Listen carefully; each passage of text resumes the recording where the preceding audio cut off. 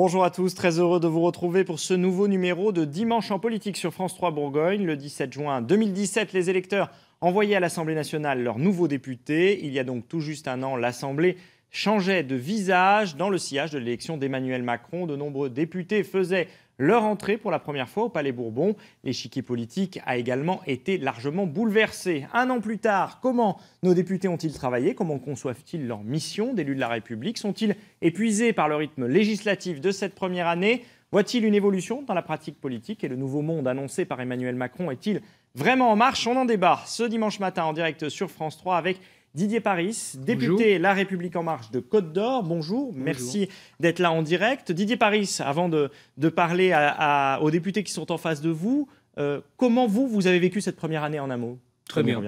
Très bien. C'est une année dense, politiquement avec beaucoup de contenu et qui doit donner à nos concitoyens le sentiment que enfin les choses bougent. Et donc les parlementaires jouent pleinement leur rôle en la matière. Alors on va y revenir bien sûr largement dans un instant. Josiane Cornelou, bonjour. Bonjour. Députée Les Républicains de Saône-et-Loire. Pour vous, comment s'est passée cette année, sachant que c'est comme pour Didier Paris, votre premier mandat de député? Très bien. Je pense qu'effectivement, il a fallu un certain temps pour prendre ses marques. Mais très rapidement, nous avons, enfin moi personnellement, j'ai à la fois pu conjuguer le travail législatif, le travail en circonscription. Et je trouve que j'ai réussi à trouver un équilibre qui aujourd'hui me satisfait. Cécile Untermaier, bonjour. Bonjour. Vous êtes députée Nouvelle Gauche, on dit, c'est le groupe du Parti Socialiste et apparenté à l'Assemblée nationale. Et vous êtes évidemment députée de Saône-et-Loire. Pour vous, comment s'est passée cette première année? Elle s'est passée très bien aussi. Enfin, s'agissant de moi, évidemment, elle s'est passée bien parce que j'ai trouvé mes marques depuis un certain temps. Vous avez un point de comparaison par rapport à vos collègues qui sont là, oui, c'est votre deuxième mandat. En revanche, quand dans vos propos introductifs, vous parlez d'une assemblée qui a changé de visage, je dirais oui, bien évidemment, elle a changé de visage et c'est tant mieux. En revanche, moi, je regrette que cette assemblée n'ait pas changé de méthode, mais je pense qu'on y reviendra. Bien sûr, on va y revenir dans un instant. Merci à tous les trois d'avoir accepté cette invitation en direct ce dimanche. Vous qui nous regardez, vous en avez l'habitude, vous pouvez commenter cette émission sur les réseaux sociaux avec le hashtag #DimpolBourgogne. Alors j'ai envie de vous demander d'abord, comment allez-vous? Mesdames, comment allez-vous? Il paraît que le rythme est très soutenu. Vous avez tous répondu que l'année s'était bien passée. Mais est-ce que vous êtes fatigués? On est au mois de juin, fin juin. Les vacances pour beaucoup de Français arrivent, et je leur souhaite, dans les jours qui viennent. Pour vous, ça sera peut-être un peu plus tard. Comment allez-vous, Josiane Cornelou? Écoutez, moi je vais bien. J'espère que je ne parais pas trop fatiguée. Non, ça va. En tout cas, effectivement, le rythme est dense, mais je pense que, comme le disait ma collègue, il n'a pas changé de ce qu'il était dans les législatures précédentes. L'étude de loi est toujours la même, les procédures sont les mêmes. Certes, nous avons eu ces derniers temps un certain nombre de lois qui sont arrivées toutes les unes après les autres de façon très rapprochée. Je pense effectivement à la loi ferroviaire, à la loi agricole, à la loi de la formation, la loi immigration. Donc évidemment, le rythme a été plus dense.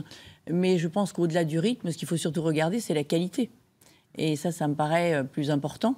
Il faut que nous ayons tout de même le temps de pouvoir étudier ces textes correctement, de les avoir suffisamment tôt en amont pour pouvoir faire les auditions qui sont nécessaires, écouter à la fois nos concitoyens, écouter les associations, écouter les syndicats, pour faire un travail qui soit un travail qui corresponde aux attentes de nos habitants. Vous avez l'impression que ça n'a pas toujours été le cas? Pas toujours. Pas toujours. Est-ce que vous partagez ce point de vue du côté de l'opposition, même si vous êtes d'un côté et de l'autre de l'hémicycle? Cécile Untermaier. Oui, je pense qu'on partage quand même une culture politique. Et d'une manière générale, je pense que, d'abord, je ne suis pas fatiguée, je tiens à le préciser également, pas du tout, au contraire, enthousiaste et déterminée dans mon mandat. En revanche, peut-être un peu excédée et déçue. Excédée par la précipitation avec laquelle les derniers textes sont venus dans l'hémicycle et au sein de la commission. Le rythme est quasiment le même que celui du précédent quinquennat. Donc, quand vous dites excédé par les derniers textes, vous pensez à quoi? La réforme ferroviaire, la loi asile-immigration? Comme l'a dit Josiane Cornelou, on a travaillé sur tous les textes, sur tous les pans, sur la loi alimentation, agriculture-alimentation, sur la loi sur la SNCF, ce qui n'est pas rien. On a devant nous la révision constitutionnelle de la Constitution. Ce n'est pas rien non plus. Donc, vous voulez faire correctement votre travail? Moi, je veux faire correctement mon travail et je veux ce que je ressens surtout, c'est que le pouvoir exécutif est beaucoup plus puissant qu'il ne l'était. On est entré dans une république qui n'est pas une république du Nouveau Monde, une république moderne. Nous sommes entrés dans une république de la centralisation et du jacobinisme. Et je pense que les parlementaires que nous sommes, tant à gauche qu'à droite qu'en marche, nous devons non pas être dans un système du ni oui ni non. Nous devons être dans un système où nous avons vraiment notre place. Et l'institution Assemblée nationale doit être une institution mature dans laquelle le débat doit vraiment trouver sa place. Et je pense que ce rythme, peut-être moins bien organisé que dans le précédent quinquennat. Un peu plus fouillis. Un peu plus fouillis. D'ailleurs, c'est l'image qu'en ont finalement un peu les Français et les citoyens et les personnes qui vivent sur nos territoires. Eh bien, ce rythme-là nuit à la lisibilité de l'action politique. Et je crois qu'il est extrêmement important pour nous tous, quelles que soient nos appartenances politiques, de faire en sorte que l'action politique soit lisible et qu'elle ait été entendue par les parlementaires. Et je donnerai qu'un exemple. Un exemple, moi, qui m'a fait un peu mal, et je me dis on est loin du nouveau monde, c'est par exemple l'amendement sur le glyphosate. Alors qu'on sait que c'est un débat, on est pour ou on est contre, on sait les difficultés pour les agriculteurs. Voter en pleine nuit en catimini avec très peu de députés présents. Il faut arriver. Je ne dis pas que le précédent gouvernement ne l'aurait pas fait. Ça, hélas, je pense qu'il l'aurait fait aussi. Mais je crois que nous devons, nous, en responsabilité vis-à-vis de nos électeurs, organiser le débat. Et dans cette somme d'amendements qui arrivent à l'appui d'une loi, identifier les amendements sur lesquels il y a un débat et l'organiser. Pas les faire passer à 3h du matin. Nous les devons à nos électeurs. Ou à 1h. Nous le devons à nos électeurs. La majorité tranchera, mais nous devons organiser le débat. On va laisser répondre Didier Paris, puisqu'il est là au titre de la majorité. Déjà, est-ce que les députés sont épuisés? Moi, j'en sais rien. Nous n'avons, aucun d'entre nous, ici ou ailleurs, n'a été élu dans le sentiment que les choses allaient être faciles, simples et naturelles. Il est absolument normal que nous travaillions. Nous avons été élus pour ça. Nous avons été élus pour que les choses évoluent. Et François de Rugy dit le travail est trop dur. Il dit même que c'est intenable. D'ailleurs, il est d'accord en ça avec Jean-Luc Mélenchon. Oui, mais qui pense exactement la même chose. Que nous changions c'est un thème que nous aborderons sans doute, les procédures, les manières de faire la loi. Fabrique de la loi, il n'y a aucun doute que là, il y a une évolution à faire. Parce que vos collègues en face vous disent, en fait, le rythme est soutenu et donc on pourrait, par moment, ne pas avoir le temps de faire notre travail correctement. C'est une réalité, mais je pense que ce n'est pas une réalité d'aujourd'hui, c'est une réalité de tout temps. Ce que je remarque quand même, c'est, nous avons été élus pour travailler. Le temps politique est relativement court, parce que tout le monde sait que les réformes qui ne sont pas mises en place 5 ans, mais un temps réel, 2019, 2020, 2021, déjà des élections. Donc on a déjà 2 ans là. Il y a une fenêtre de tir, si vous me permettez l'expression, qui est extrêmement importante. Et qui, c'est vrai, peut donner le sentiment, je rejoins Cécile quand elle donne cette explication, qui peut donner ce sentiment d'un rythme effréné.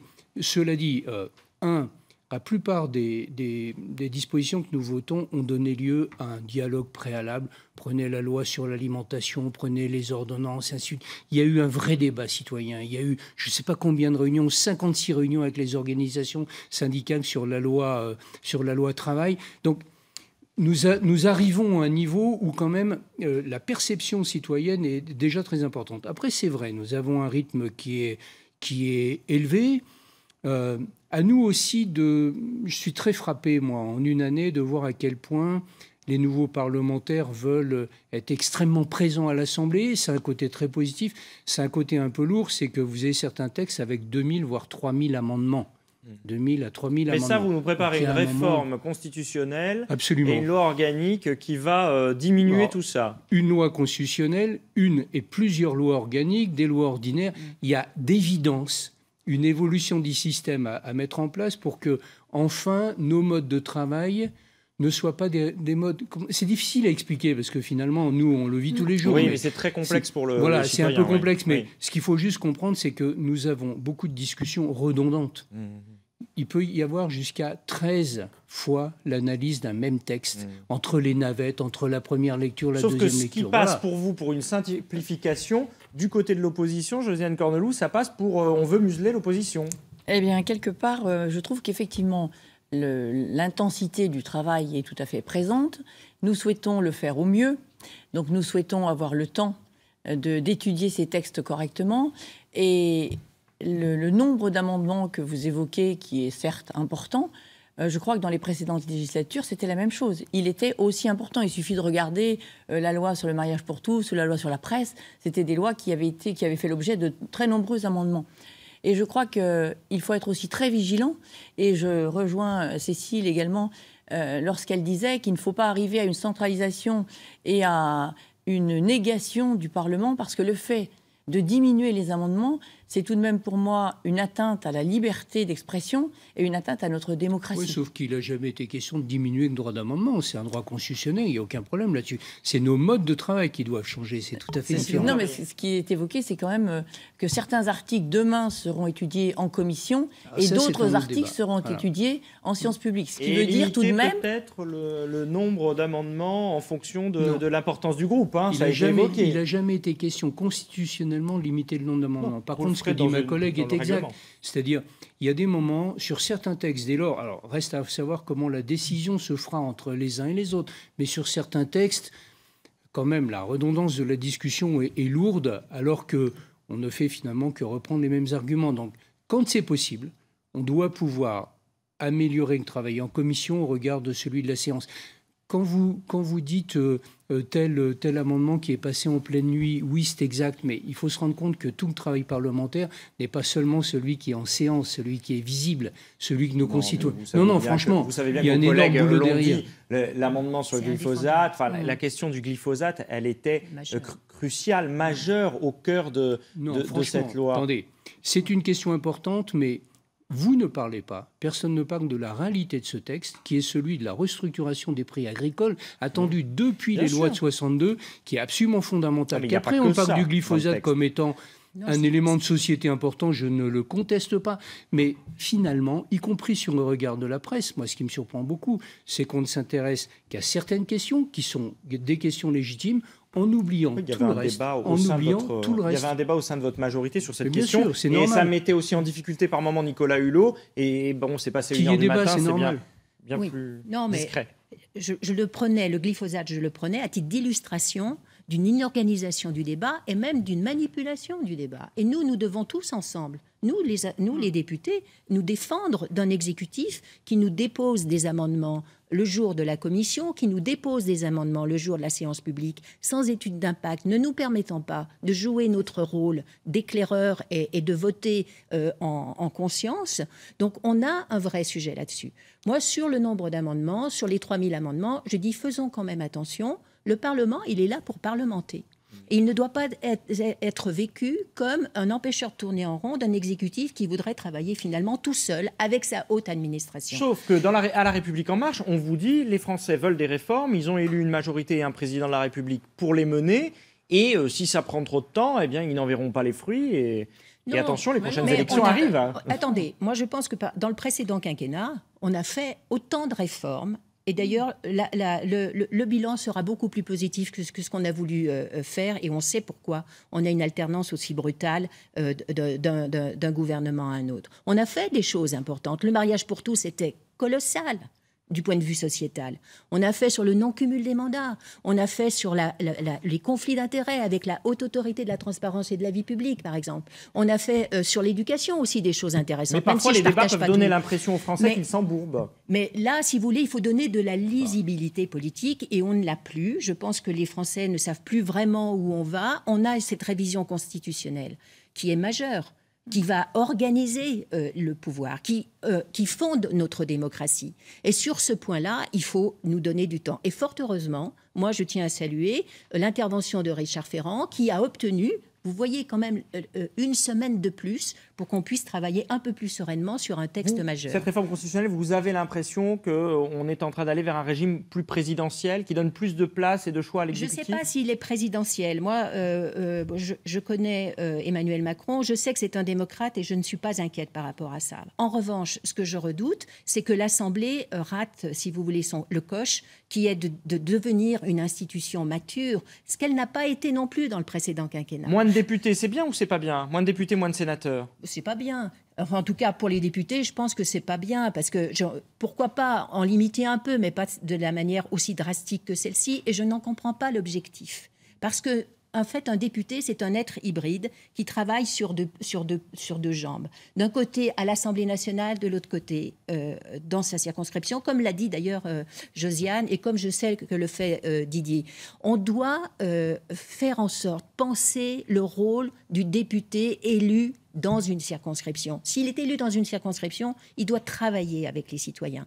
Et moi, je considère que la Constitution du XXIe siècle, c'est une Constitution qui est écologique, une Constitution qui est éthique, qui pose le problème du conflit d'intérêts, parce que l'ouverture des contractuels, l'ouverture du champ contractuel à toutes les administrations exige effectivement une dimension éthique. Et c'est pour ça que nous considérons que la haute autorité de la transparence de la vie publique doit avoir un rôle majeur. Mais c'est aussi une Constitution qui fait entrer le citoyen dans le Parlement. On n'est pas une bulle. L'Assemblée n'est pas une bulle. Je vais laisser répondre Didier Paris, et puis ensuite, il y a Josiane Corneloup qui souhaite aussi en parler. Comment dire ? Nous sommes dans une obligation absolue, c'est de faire que le Parlement, l'Assemblée et le Sénat, en lien avec l'exécutif, soient efficaces. Nous avons un souci d'efficacité. Évidemment, cette efficacité ne peut pas s'exprimer au mépris des règles élémentaires qui sont celles du rôle du Parlement.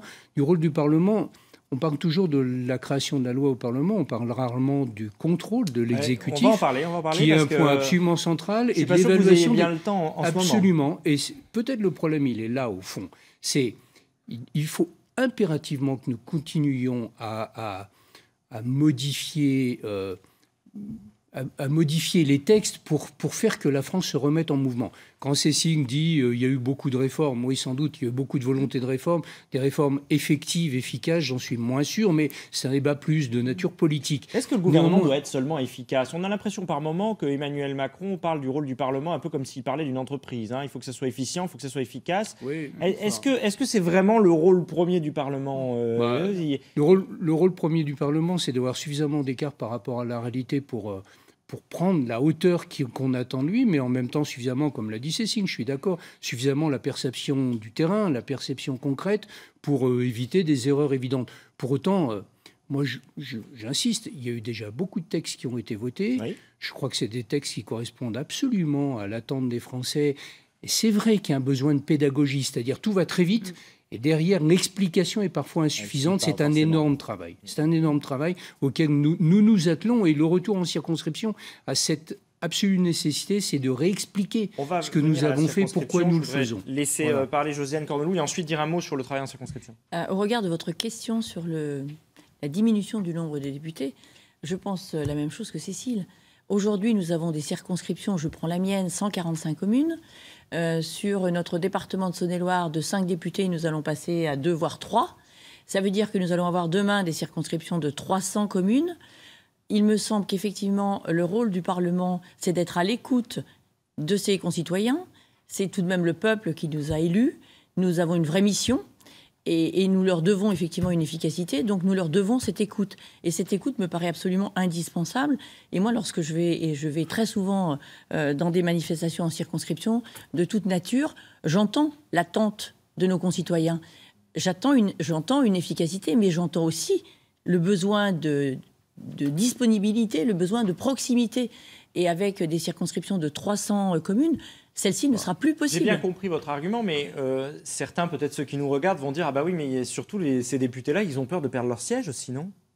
S'il n'y a plus que 2 ou 3 députés dans le département au lieu de 5, il va y avoir moins de place. Oui, mais est-ce qu'on pourrait... Si vous voulez, c'est pour ça que le dispositif surfe sur le populisme. Oui, voilà, c'est ça. Et donc, on est, nous, dans une situation de défense corporatiste. Et Dieu sait, moi, si je ne suis pas corporatiste, et comme j'ai défendu avec Macron la fin du corporatisme dans la loi de 2015. Donc, je ne suis pas dans ce schéma-là. Moi, mon souci, et je pense que c'est le souci de nous tous, c'est de faire en sorte que si on est élu au suffrage universel, qu'on ait la possibilité de retourner vers nos électeurs, non pas à la prochaine élection, mais pendant tout le temps d'exercice de notre élection. Justement, vous avez le temps d'aller dans les circonscriptions en ce moment, vous y êtes là, parce qu'avec le dernier train législatif, là, on dit que les députés n'ont pas le temps d'aller en circonscription. Il y a déjà une donnée qui a été évoquée par Cécile Untermaier, c'est que les parlementaires ne sont plus... responsable d'exécutif, vous n'avez plus de maire, président de département, ainsi de suite. Donc ce mouvement avait déjà été entamé d'une forme de distance un petit peu qui a été créée, auquel... Bon. Après, comment dire, les parlementaires, ils sont là essentiellement pour faire un travail législatif. Donc ça suppose effectivement une présence à Paris qui est très importante, qui nous permet un peu moins d'être présents sur la circonscription. Mais ce qui est clair, c'est que le rôle du parlementaire, après cette réforme constitutionnelle, si elle va jusqu'au bout, évidemment, sera un rôle différent.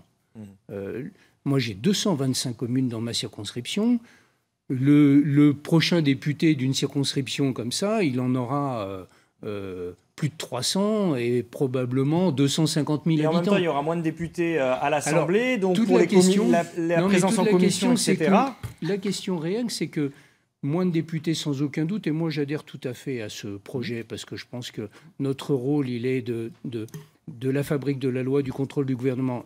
L'idée, c'est que le Parlement ne baisse pas ses moyens, on diminue le nombre de parlementaires, le Sénat la même chose, ne baisse pas ses moyens, mais chaque parlementaire a un rôle beaucoup plus efficace et renforcé dans la construction de la loi, dans le contrôle du gouvernement et dans l'évaluation des politiques publiques. C'est un enjeu majeur, y compris d'expertise qui nous manque aujourd'hui. On va laisser répondre l'opposition, Josiane Cornelou et Cécile Untermaier. D'un mot, parce que j'aimerais qu'on en vienne aux réformes en cours et celles qui ont été votées. Moi, je voudrais dire simplement une chose, c'est que cette réduction du nombre de parlementaires a été annoncée dans un premier temps comme une source, non pas d'économie, ce que attendaient peut-être un peu à tort, à mon avis, les citoyens, mais comme la possibilité, en fait, de mettre plus d'administrateurs à l'Assemblée nationale et permettre à ces députés de travailler mieux.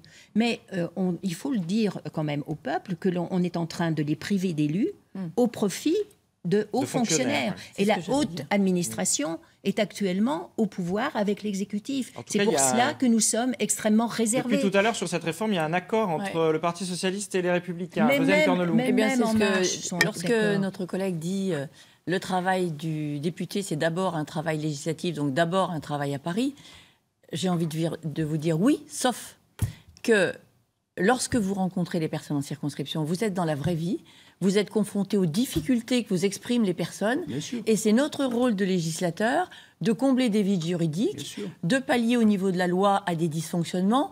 Et je crois quand même que ce travail législatif, il découle vraiment du réel. Et effectivement, si c'est pour priver le député de lien avec le concret, au profit de fonctionnaires qui vont être à nos côtés, je n'ai rien contre eux, nous en avons besoin. Mais je pense que pour la population, c'est quelque chose qui est très préjudiciable. Il n'en sera pas privé, mais l'organisation, il n'y a aucun doute.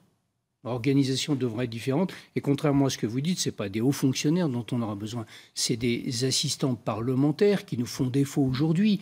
C'est aussi la possibilité pour le Parlement de recourir à une logique d'expertise indépendante que nous n'avons pas aujourd'hui. En fait, la faiblesse du Parlement, ce n'est pas tellement l'exécutif qui l'ordonne, c'est que le Parlement n'a pas les moyens d'exercer réellement son rôle. Je vais vous réinviter, c'est promis, pour une émission sur la réforme du Parlement, mais j'aimerais qu'on parle de cette année qui vient de s'écouler. Nouvelle loi travail, réforme de la SNCF, suppression de l'impôt sur la fortune, loi asile-immigration, loi élan sur le logement, loi agriculture et alimentation, sont autant de sujets qui ont alimenté les débats et parfois les polémiques. Qu'est-ce que vous retenez de ces réformes que vous avez votées ou non, en tous les cas, où vous avez débattu parfois beaucoup, Josiane Cornelou? Est-ce qu'il y a quelque chose qui vous a particulièrement soit choqué, soit plu dans ces réformes-là? Parce que vous avez le droit d'en voter aussi. Je trouve qu'effectivement, ces lois sont arrivées de façon très intense et très dense, très rapidement.